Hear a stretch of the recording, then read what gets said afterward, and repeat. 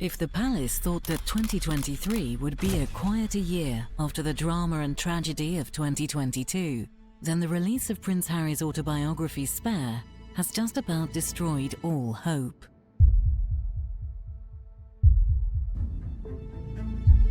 A lot of you tonight have told me you have my back. Well, I'm also here to tell you I've always got yours. The book has caused international frenzy amongst the media and the public. Opinion is now more divided than ever on whether Prince Harry should retain his royal titles.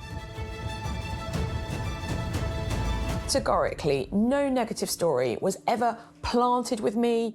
And I was the royal editor of the Mail on Sunday and The Sun, two of the biggest tabloids in Britain.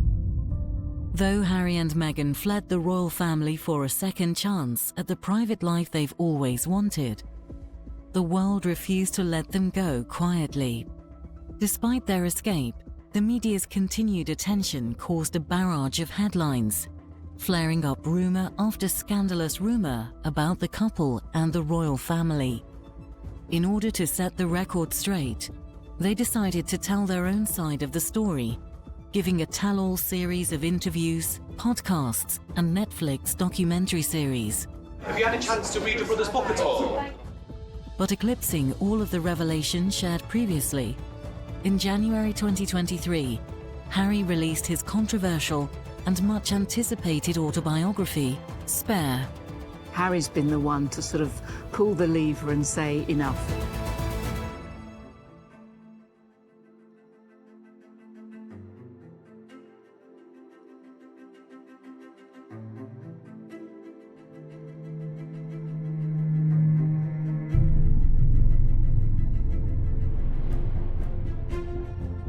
Despite their escape, the media's continued attention caused a barrage of headlines, flaring up rumour after scandalous rumour about the couple and the royal family.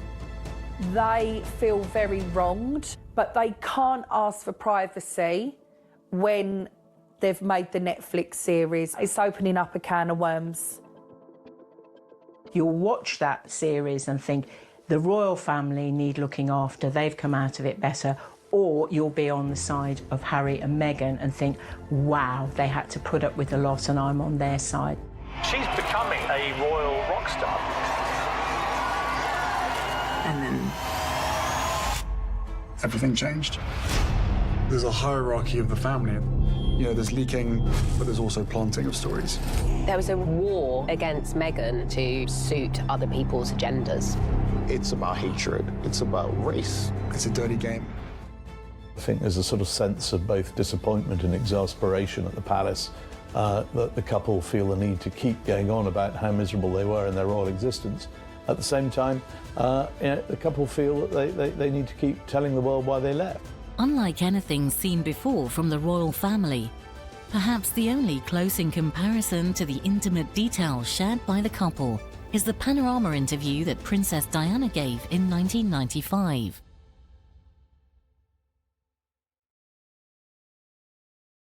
To cope with your new status on your own. Do you feel that was your experience? Yes, I do, on reflection. But then here was a situation which hadn't ever happened before in history, in the sense that the media were everywhere, and here was a fairy story that everybody wanted to work.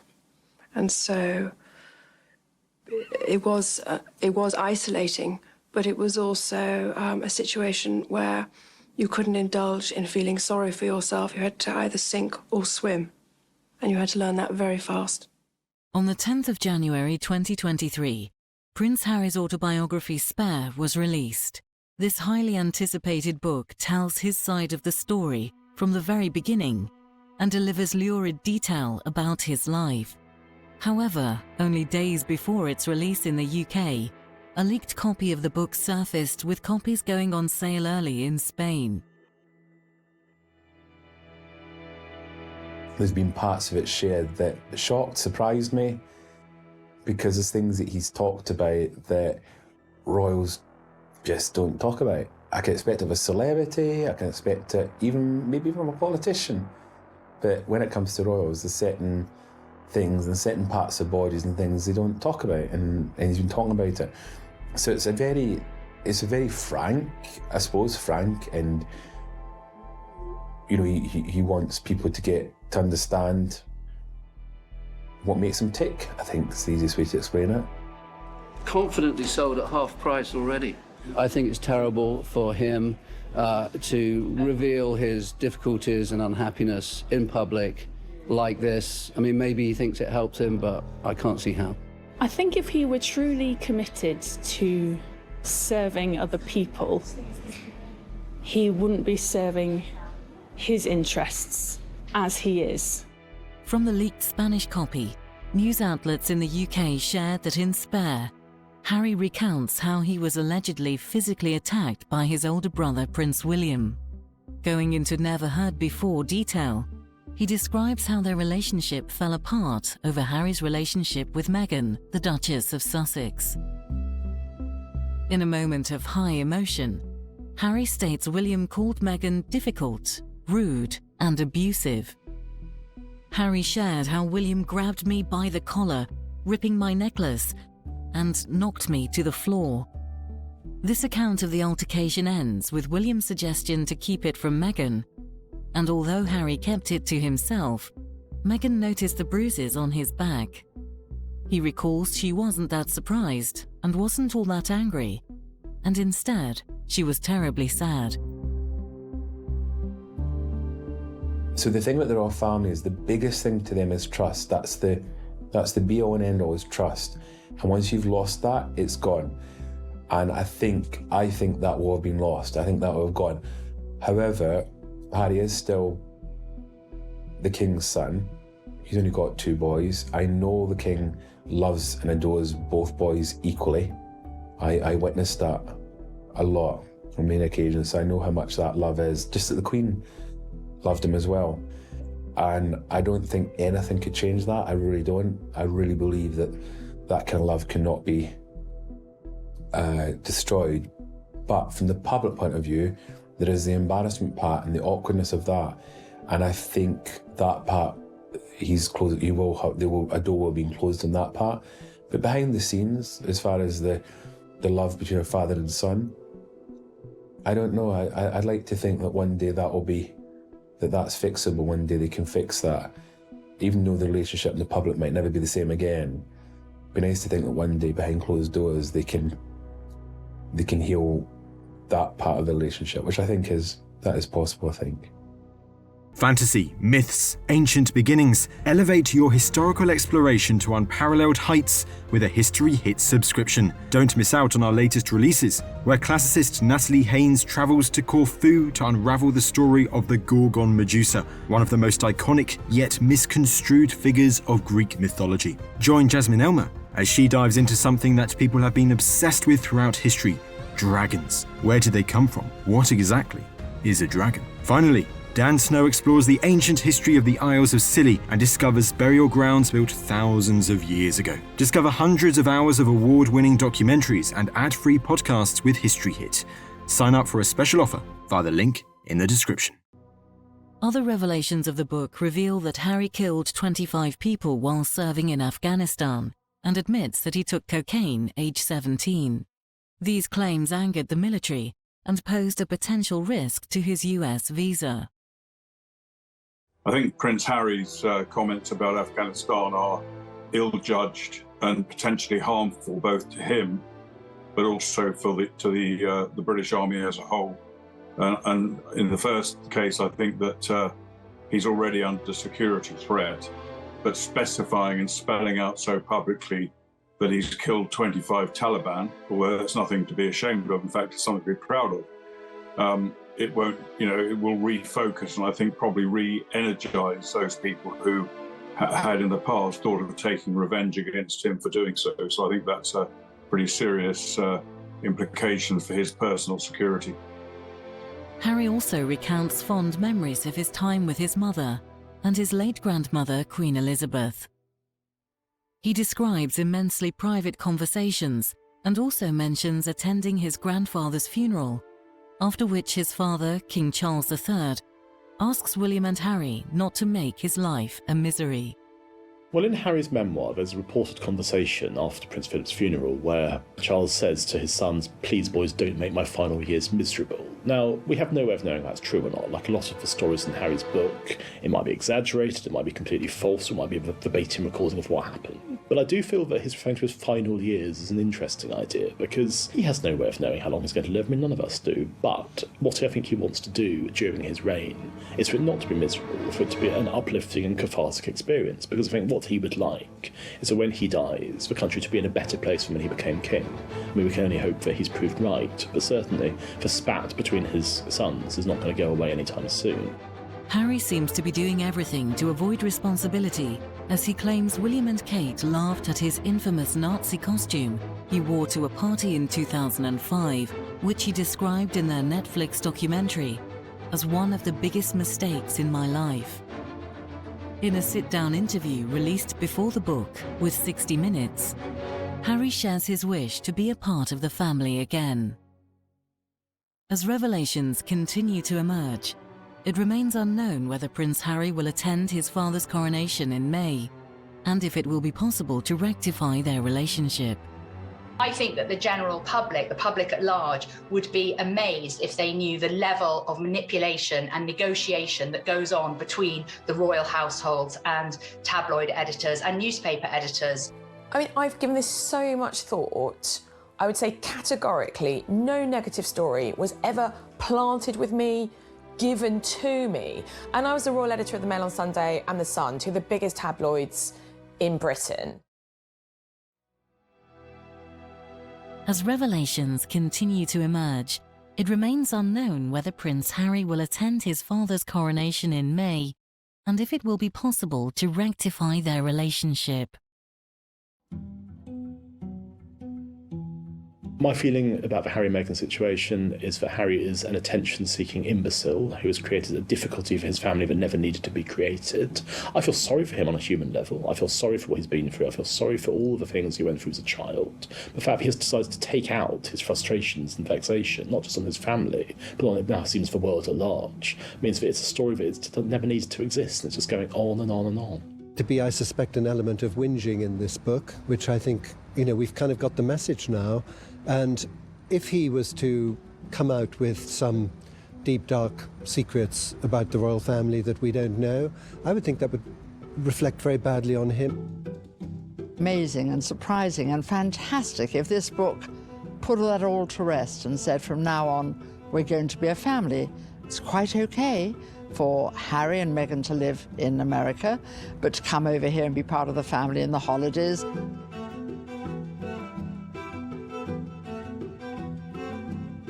Here we see Harry reaching out emotionally, suggesting that he wants his father and his brother back. So on that level, perhaps a scope for reconciliation, but no contrition on his part.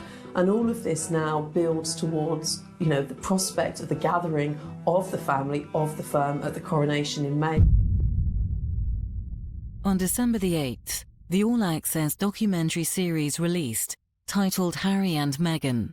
The Sussex brand, both in the UK and America, is being helped in one way by this Netflix documentary series by bringing the Sussexes back onto our radar screens, if not our TV screens.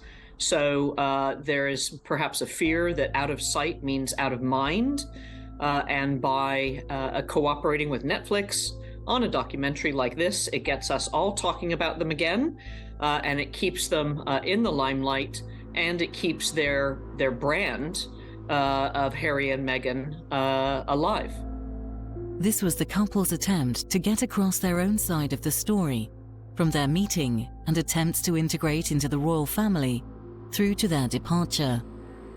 The series is unlike anything seen before, only close in comparison to the Panorama interview with Princess Diana in 1995. Years of stories half told and whispered through the media were expanded and clarified. The couple's first introduction was via an Instagram post, Harry revealed. Meghan spoke about the whirlwind of pressure meeting Prince William and Princess Kate for the first time. Meghan even demonstrated her curtsy from the first nail-biting visit to the late Queen Elizabeth II. Meghan claims that her wardrobe was strictly controlled during her tenure as a royal. Barred from bright colours to avoid clashing with the Queen, Meghan chose to wear camel and beige in order to blend in and not stand out. Harry, the Duke of Sussex, is seen in the show proclaiming that royals don't marry for love.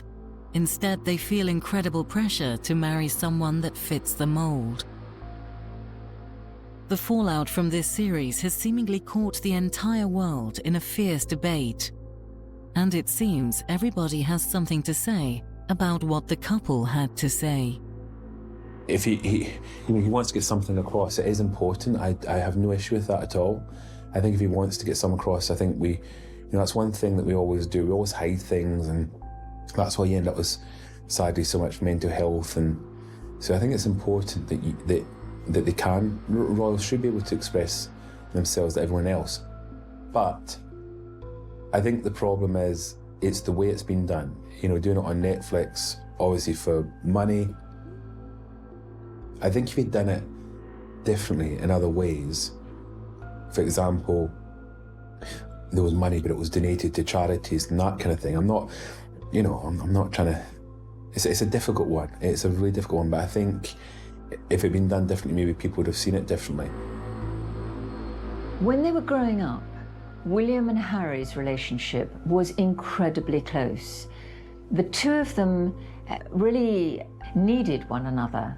They had, an unhappy home environment.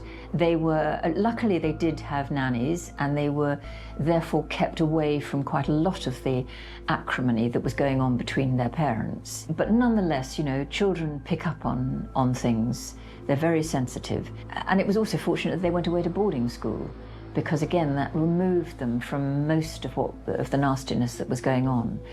But they did rely on one another. They were very close. The two are very different characters, but they complement one another very well. And they've always had a great banter. They tease each other mercilessly, or used to. And then when their mother died, I think that brought them even closer together, because they couldn't share with anyone else what they had experienced. It wasn't, like the death of any normal parent, because with the death of a normal parent, you don't have the world grieving as well. It was almost as though their grief was being devalued by the grief of strangers. So I think it was a very difficult time for them, and during that sort of the years after Diana's death, there was a bond which was closer, arguably, than most siblings. I think the time when that bond started to fracture a bit was when Harry probably came out of the army and started going into royal work.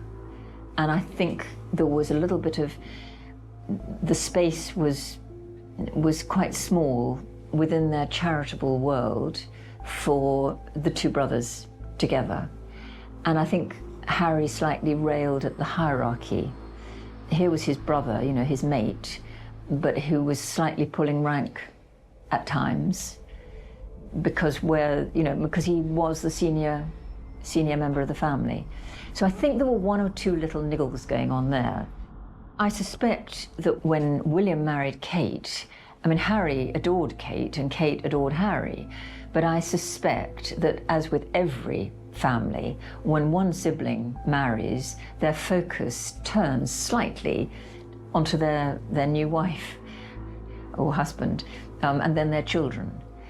And where previously their full focus had been on the sibling. So I think maybe, there were rumblings, but Harry, got on very well with them right up until, I would say, the time that he met Meghan. And I keep saying, I wonder what the end game is, and what I mean by that is, what I wonder what he wants to achieve from it, because, if we're going to be realistic,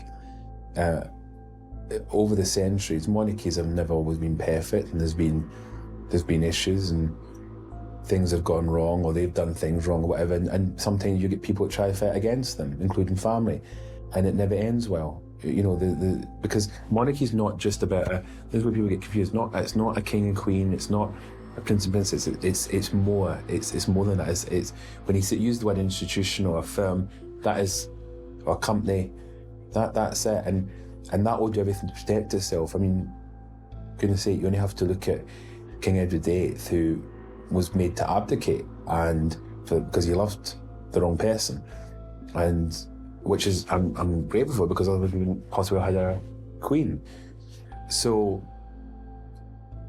you know, history obviously is important, the way things happen is important, but what I'm trying to say is that it's not just a person. So I think if that's what he's trying to fight against, I just don't know how that's going to pan out. I don't know how it's going to work, and that's what I don't get, is what he wants to, what will be the achievement at the end of it, other than causing so much upset to him and his family and his father, his brother. That's the bit I'm confused at. I would love it if they could all sort it out somehow.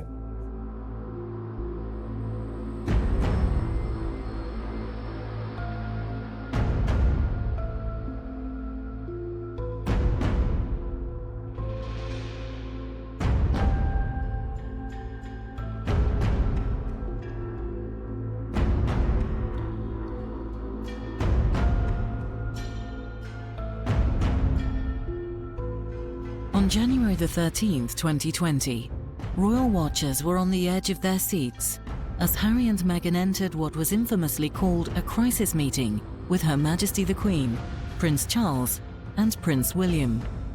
This was the deal or no deal moment.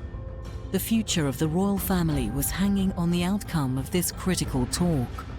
After several tense hours, Buckingham Palace announced with a heavy heart that arrangements had been reached for Harry and Meghan to leave royal duties behind and pursue an independent future. I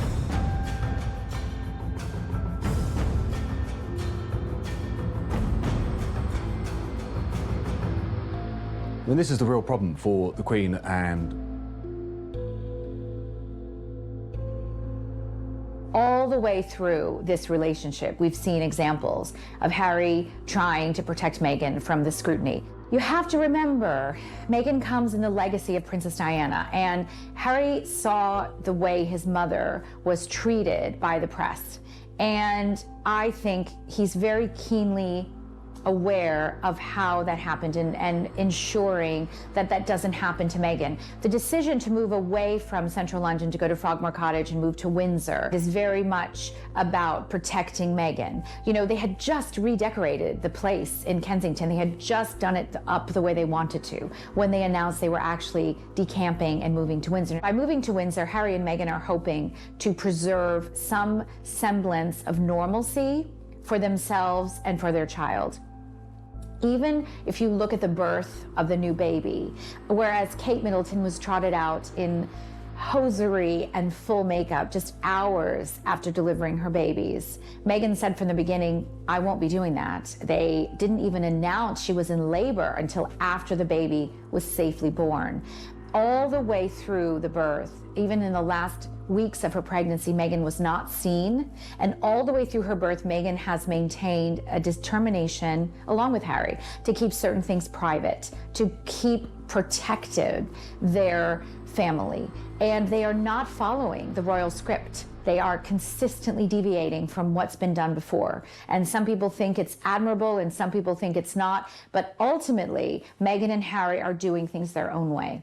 Public reaction was divided, to say the least. While some wished the couple nothing but happiness and success, others felt resentment in abandoning crown and country.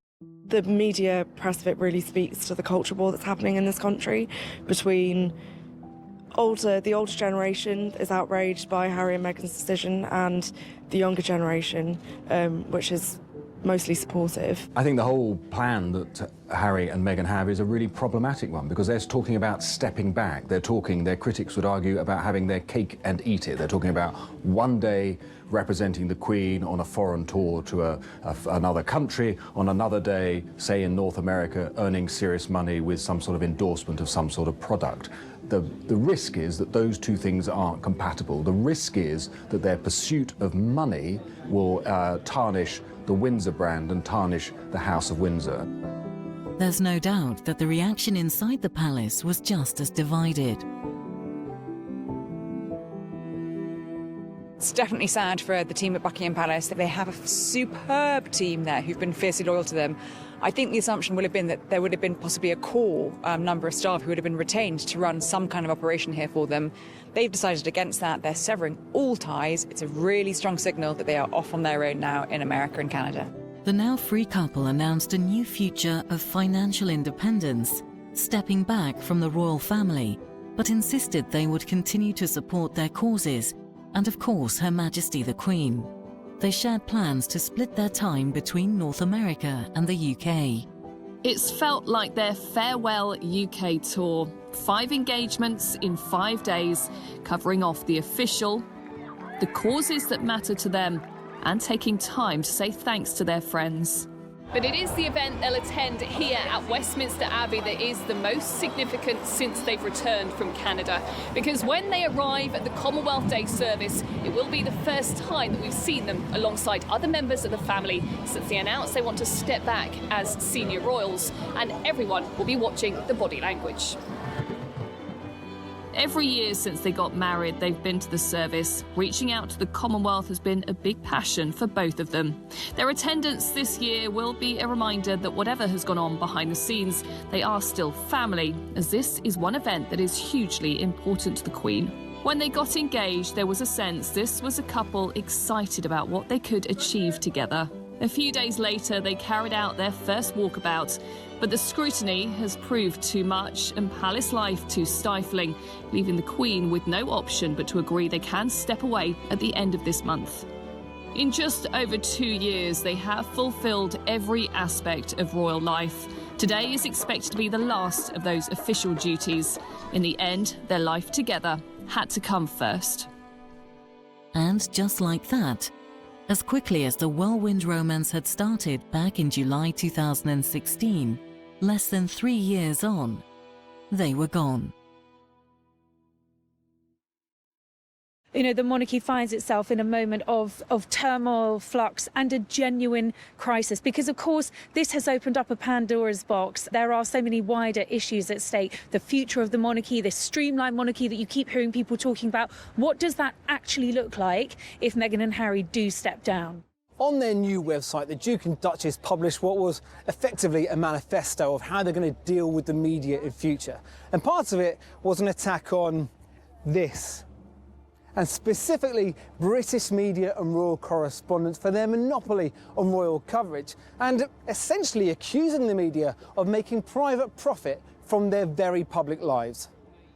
They talk specifically about the Royal Rota, where British media cover royal events to be distributed around the world. Obviously claims they feel they've been hounded by the media, etc. But in reality, there's been nothing like that. Come on, you would say that. No, the Royal Rota system works, I think it's given them an awful lot of, works it's been going since the 1950s. And one must remember that this is an unelected institution that relies upon media, publicity, the public support for its life's blood. They are in control, they release the images, they choose who comes and talks to them. I mean, that's a relationship that works in Hollywood, that's a relationship that works with celebrities. It's a great open question whether it's a relationship that can work with a senior, active member of the British royal family. The couple decided that they wanted to leave royal life behind and make a break for freedom. But the palace were not receptive. Prince Harry and his wife Meghan considered the extreme measure of breaking royal protocol to contact the Queen as tensions grew in the royal family.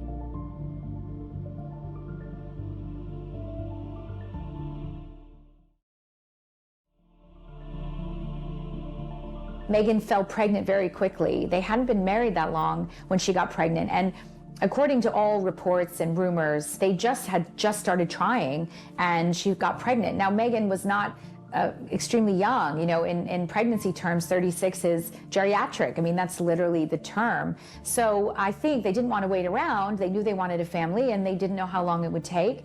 But it happened very quickly, and I think both Meghan and Harry We're surprised at how quickly it happened, but it's all the more of a blessing.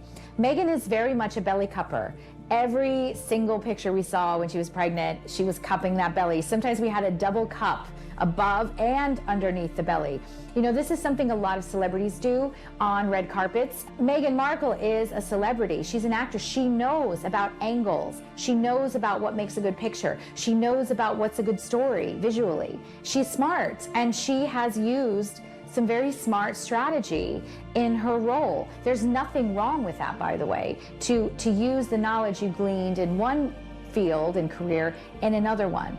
Meghan Markle has been one of the most stylish pregnant women that we've ever seen. She didn't favor maternity clothes. She tended to wear designer clothes which would accommodate her bump. Meghan has a very slim, long, lean, beautiful figure, and she was able to wear designer clothes all the way through. She looked gorgeous the entire pregnancy. The only visible difference apart from the bump was her face was perhaps a bit fuller, and actually it just made her look even younger to have the kind of rosy cheeks that she had through the pregnancy. Pregnancy very much suited her, and I would be shocked if this is the only baby that these two are going to have. Meghan's pregnancy was actually announced during her first royal tour, and there was a backlash actually because it was announced so soon after Princess Eugenie's wedding. A lot of people felt that it had stolen the thunder for poor Eugenie, who had gotten married literally like the day or 2 days before. It was ridiculous because Meghan has the right, first of all, to announce her pregnancy anytime she wants to. And probably they waited until after Eugenie's wedding to announce because they didn't want to steal her thunder. But Meghan was in the middle of a royal tour in which she was probably going to miss engagements due to morning sickness or fears for her getting pushed to jostle too much in the crowd. She had to explain herself, and she had the right to stay home if she was tired one morning when she was in the early throes of pregnancy. So I think Meghan and Harry felt they had to announce in a way because she was in the middle of a royal tour. She probably was going to get a little more tired, and there might be obvious bump pictures which would just set off a fury of speculation. Meghan showed very early in her pregnancy. She was only a little bit pregnant and she already had a bump. So I think it was a necessity really for Harry and Meghan to announce the pregnancy as early as they did. Prince Harry, have you got any news you want to share with us in the world? Yes, I'm very excited to announce that Meghan and myself had a baby boy early this morning. A very healthy boy. Mother and baby are doing incredibly well. It's been the most amazing experience I could ever possibly imagine. How any woman does what they do is beyond comprehension, but we're both absolutely thrilled and so grateful to all the love and support for everybody out there, from everybody out there. It's been amazing. So we just wanted to share this with everybody. I'm so incredibly proud of my wife. And as every father and parent would ever say, you know, your baby is absolutely amazing, but this little thing is absolutely to die for. So I'm just over the moon.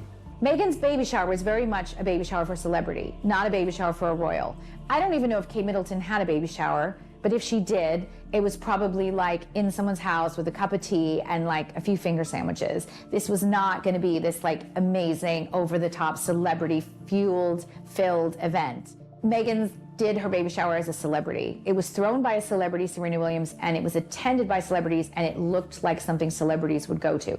Meghan unfairly really got a lot of backlash because the truth is, how many women are involved in the planning of their own baby shower? The answer is 0. Meghan had probably nothing to do with it, knew nothing about it except that she was supposed to show up in New York on this date. And Amal Clooney said, look, I'll give you a ride in my jet. The over-the-top extravagance of the shower has more to do with Meghan's friends than it does with Meghan herself. One thing that was very sweet about the baby shower was Meghan actually didn't open any of the presents. She wanted to wait and open them together with Harry. She took them all home with her and they opened them together as a couple. This is really unprecedented. I mean, normally one of the highlights of a baby shower is watching the mother-to-be open everything. So this broke with tradition, but she didn't want Harry to miss out. In the lead up to the birth, Harry and Meghan both said they didn't want to know the sex. They wanted it to be a surprise. So they had to obviously then choose girl and boy names. Had it been a girl, Diana was very much a favorite name, and I believe it was very likely that Diana would have been the first name, or at least in the middle of that long name. And the reason is, you know, from the beginning, Harry and William both have included their mother whenever possible in their relationship. And I think it grieved them both that she wasn't there when they married. She wasn't there to see her grandchildren. And so I believe with all my heart, Diana is probably in future going to be a girl's name for this pair. In terms of boys' names, there were a lot of names initially floated around. They were all connected with royal tradition, but not typically traditional. So for example, Alexander, which is a perfectly acceptable English royal name, but not as commonly used. And other sort of middle names that the royals have had, like Arthur, were two of the names that were favored at the beginning. On March the 7th at 8 p.m., CBS aired the landmark interview led by TV legend Oprah Winfrey. The 2-hour interview has caused an incredible fallout, the magnitude of which still cannot be fully understood. It was the interview that some within Buckingham Palace must have feared, but Prince Harry and Meghan Markle's discussion with Oprah was more revealing, explosive, and potentially damaging to the royal family than many could have imagined. Harry and Meghan left as working members of the family, left the country, went to Canada first, then America, and then gave that devastating interview to Oprah Winfrey, in which Meghan said that Kate had made her cry just before her wedding over a bridesmaid's fitting, where there had been a rumour long before that Meghan had made Kate cry. So in this interview, she wanted to correct that story and make it clear that Kate had made her cry. Allegations of racism within the family itself and Meghan's admission that she felt suicidal during her pregnancy have been splashed across newspapers in the United Kingdom. Throughout their 2-hour TV special, both Harry and Meghan spoke with eye-opening candour, delivering accusations and rebukes that outweighed even Princess Diana's landmark interview more than 2 decades earlier. Prince Harry's relationship with the media went bad and has got progressively worse ever since his mother died. He believes deeply and profoundly that the media contributed to his mother's untimely death. So ever since her death, he has tried to find an accommodation, and that accommodation has been his acceptance that the intense interest in him could be used by him to throw focus on issues that he is passionate about.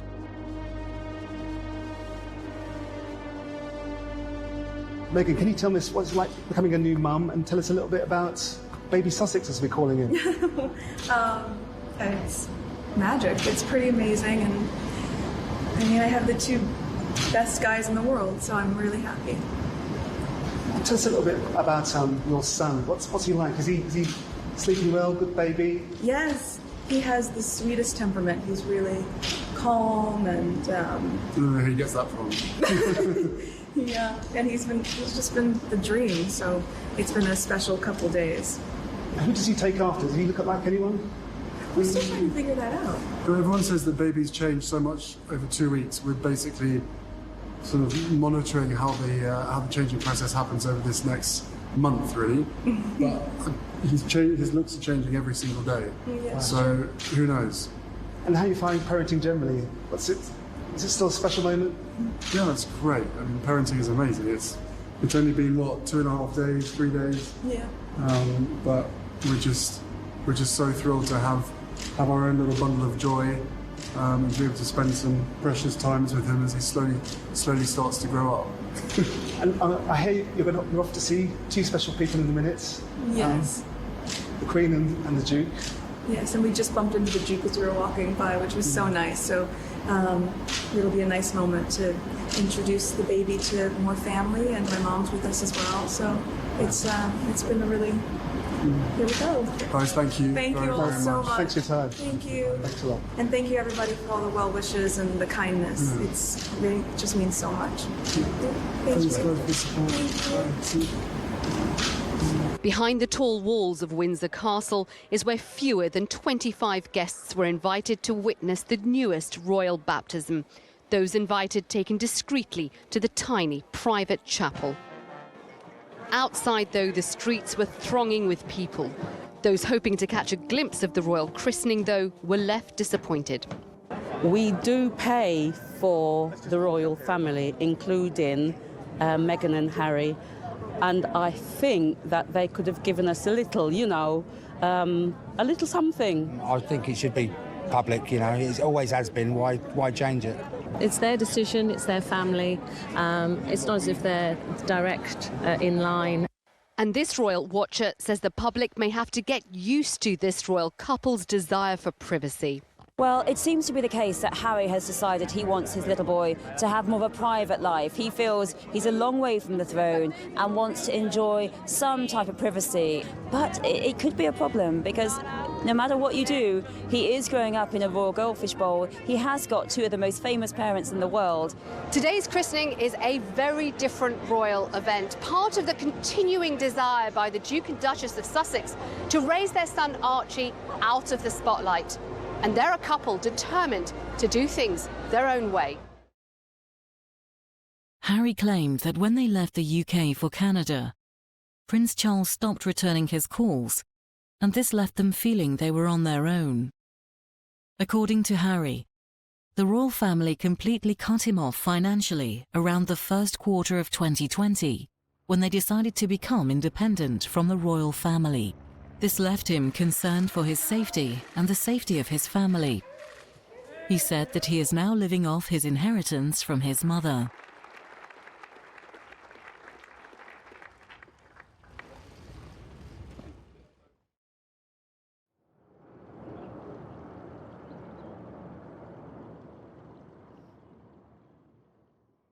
It was a terrible interview, which really did huge damage to the monarchy, to Britain as a whole, because Meghan talked about the country really being racist, and did huge damage to Harry's relationship with his father and with William. Harry also accused his father of cutting him off financially, which we now know actually wasn't true.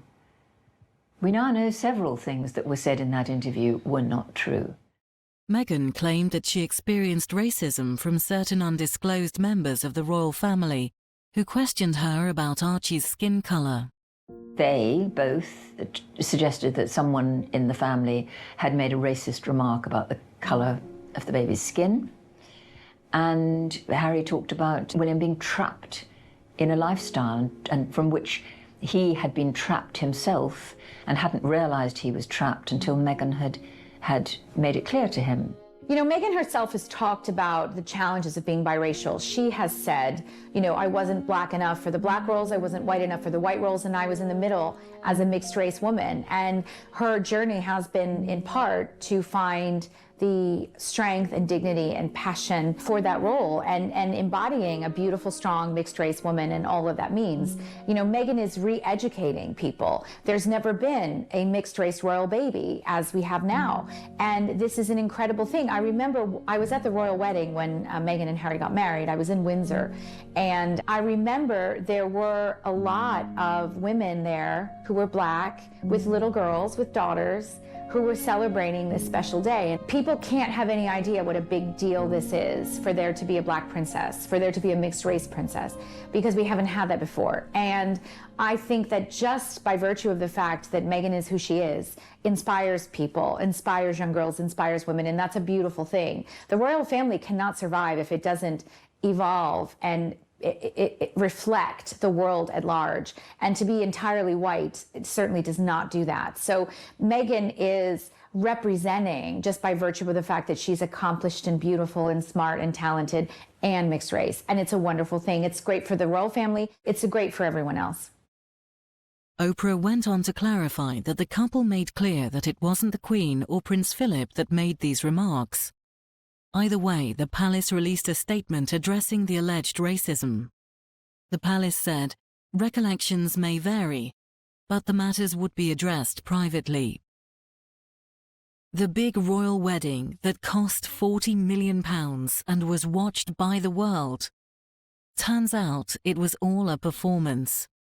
The couple claimed that they actually tied the knot in a secret ceremony 3 days before the big event in their backyard.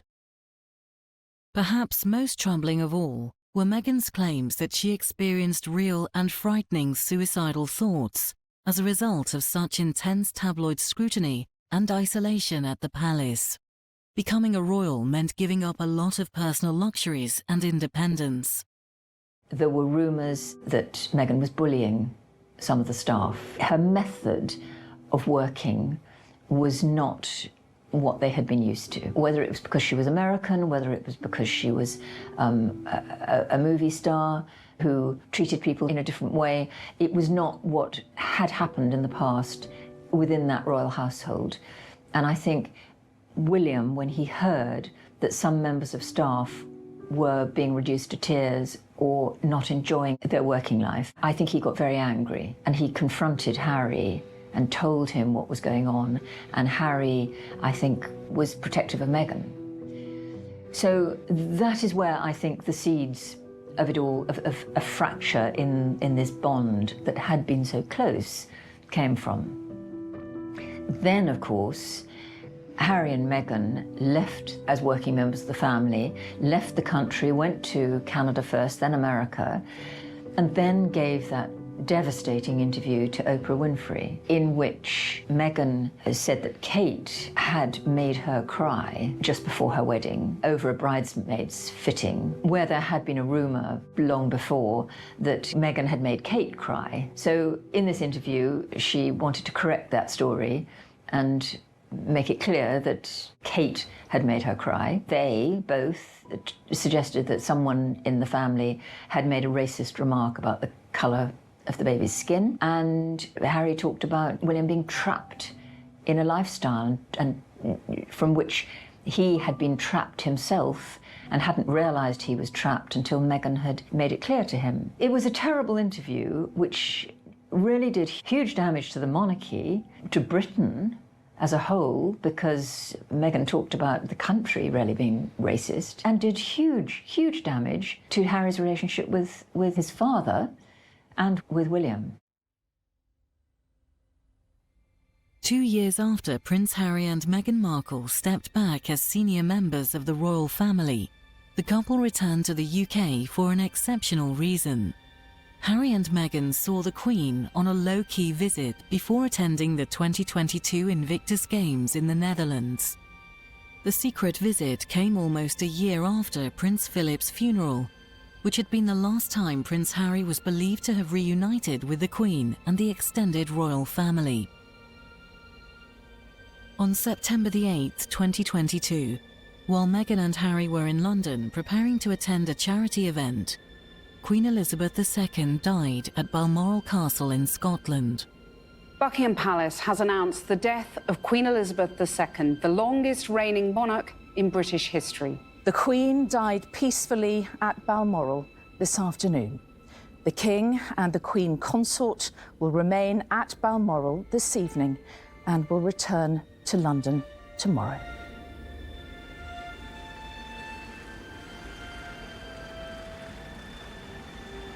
The couple chose not to attend the charity event that night, with Meghan staying in London and her husband travelling to Balmoral.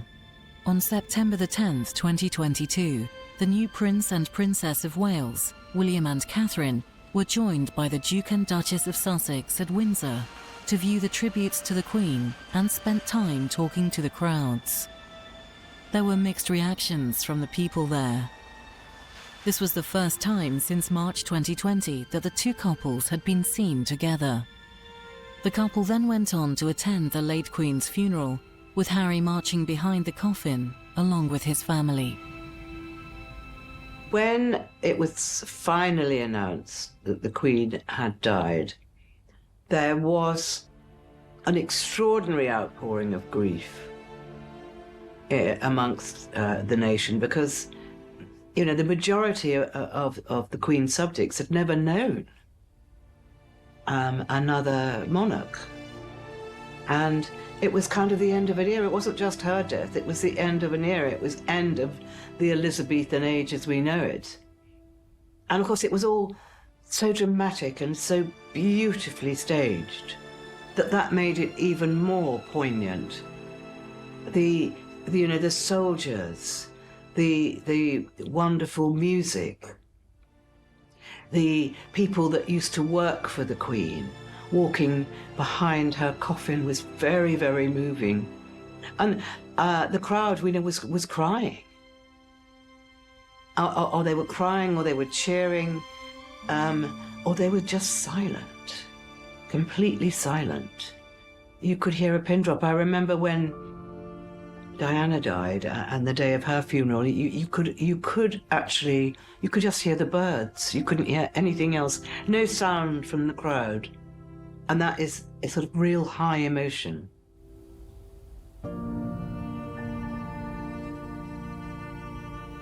The private life away from the spotlight seems to be the impossible dream for Prince Harry. Although with a biography, documentary, and TV interviews, it seems to be Harry only has himself to blame.